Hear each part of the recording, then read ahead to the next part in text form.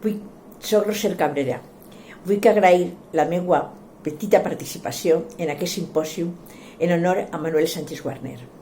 El 1968, el doctor Sánchez Guarner va ser professor de Lingüística Valenciana, assignatura optativa en el quart curs de Filologia Moderna, que jo cursava.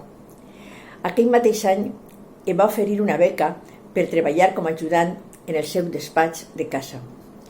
Aquelles hores d'estar al costat d'aquell gran savi varen marcar posteriorment la meva obra. Eren els primers passos d'un camí llarg i fructífer en el món de la dialectologia i de la cultura popular. I els primers resultats, la tesina dirigida per ell. Segons don Manuel, el progrés era molt interessant per a la humanitat i una autèntica catàstrofe per a la dialectologia.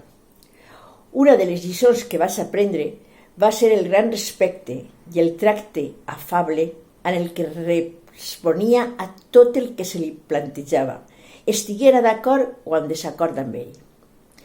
Em va introduir a la metodologia de paraules i coses i escorcollar paraules d'oficis i activitats tradicionals en risc de desaparició. Treballàvem i conversàvem. M'aconsellava les característiques del bon informant i la preparació d'una bona entrevista. Acabada la carrera, quan el visitava a València, sempre em rebia un somriure afectuós i la frase «Xiqueta, què en contes de la Marina?» En les meves classes de cultura popular, els alumnes han après de l'herència intel·lectual que ell em va llegar. Em va demanar, en un to impossible de negar-li, que havia de fer l'estudi del món mariner de Dénia. Quan va morir, don Manuel Antoni Ferrando considerà que havia de continuar el treball sota la direcció del doctor Joan Bell i finalment es transformà en la meva tesi doctoral.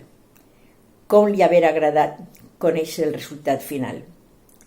Sentiments d'agraïment, records i estima guarde per aquell senzill i meravellós professor que ha estat sempre el referent en tots els meus treballs.